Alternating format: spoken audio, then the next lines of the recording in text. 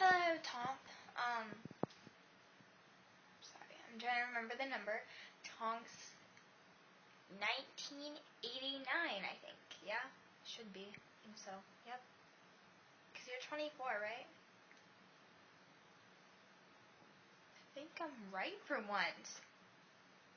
Okay, so when I saw your giveaway, I never have things around my house to do things for Potter projects, but I love to watch them because they're just so neat. And I would love to have those things because they're just so cool. Who wouldn't want a little pygmy puff? Who wouldn't want any other things? I just love little knickknacks of Harry Potter. I've tried making my own, but I'm just horrible. So I'm hoping that I'll win this. So when you said entertain you, I was like, oh great, because I'm not funny. I'm not interesting at all. I don't have funny stories. But then you said cry.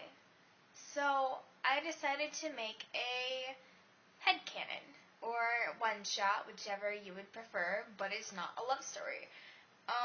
This one made me cry while writing it, and I'm sorry if it starts to make me cry while I'm reading it, because it's just I hate it. I hate it, but I love it. So I wrote this myself, so I hope you like it. It's about George after Fred's death. And sorry if I mispronounce some words. I don't even know. There's something wrong with me. I'm serious. Okay. He was hysterically crying at this point. He dropped his quill into the ink and brought it to the bottom of the page. I'm sorry, he finished off, and dropped it completely. His hand was shaking, and the tears dripped onto the paper. It was George Beasley's suicide note to his parents and his 5 siblings. 5. The back of his throat still burned from the fire whiskey he had been drinking on. That was the only emotion he had left, pain, and even that was wearing off. As a 22-year-old man, he would have never pictured himself like this.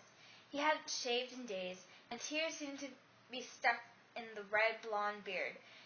He stood up with the paper in his hands. Rereading it, he nodded.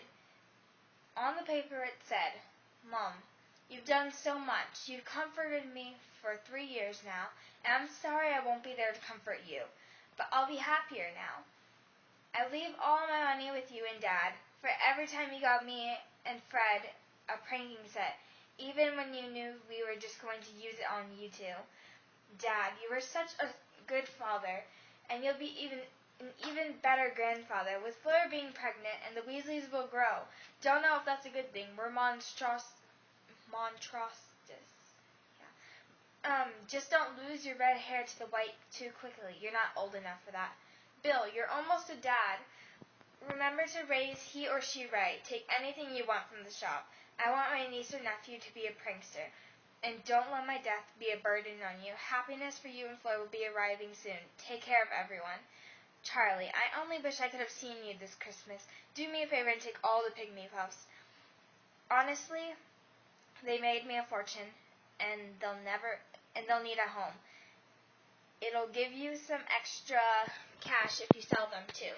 Percy, don't get too close to the ministry again, mates. Take care of Mom for me, please.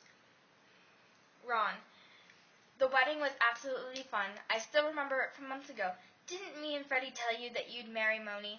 Listen here. You may be the youngest boy, but you're the closest to Harry. If he touches a hair on Ginny's head badly, you beat the living out of that boy.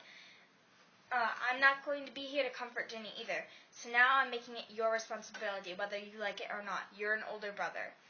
Ginny, dear, don't blame yourself like you did when Fred passed. It's not your fault at all. If Harry mistreats you, or anyone for that matter, me and Freddie will haunt the bum. You always remember to smile. I love you all. I'll see you eventually. I'm sorry. The letter ended off with teardrops scattered upon, almost unreadable. Even reading Fred's name made the tears coat over his eyes. He snapped his head away and blinked. He felt so foolish crying over this. He walked to his owl and put the letter in the envelope, then placed the letter in its beak. Bring this straight to Dad. Stay there until he gets home if needed, he said, and the bird flew off. It understood. He turned back to the main entrance. He walked to the door, looking outside.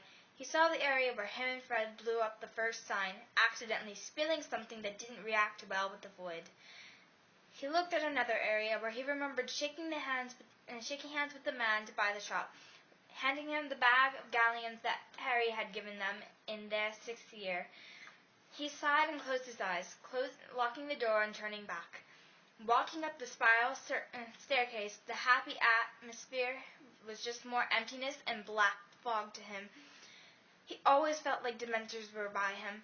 He had done the Patronus charm many times before, just to make sure it wasn't, although it was weak. But seeing the monkey reminded him of his identical one the twin had had. He sighed and walked to his room. His bed cover was with blue, Fred's favorite color. He never bothered buying another one. It matched the walls. He grabbed the chair from the desk and dragged it over below the fan, where a rope swung steadily back and forth. He stood on the chair and swallowed, fitting his neck through the rope. This was it. 1 foot off the chair, he heard an echo. Georgie, no. It ran through his head. He couldn't bear it. It was Fred's voice. He kicked the chair over and his neck snapped, the route to his lungs being blocked, and he died instantly.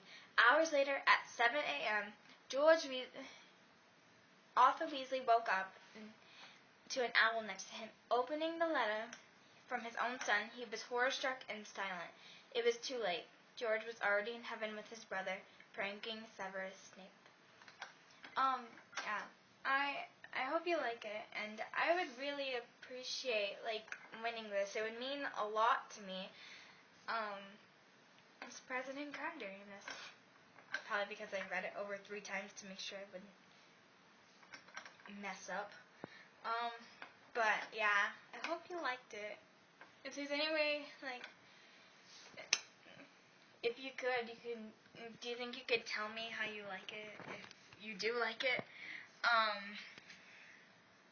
Alright. My fingers crossed that I, win this contest. I love all your Potter projects, as I think I said in the beginning. I might have. So I'm not going to say anything else before I start repeating. Okay. Well, thank you for the opportunity if I did not win. If I did win, thank you still.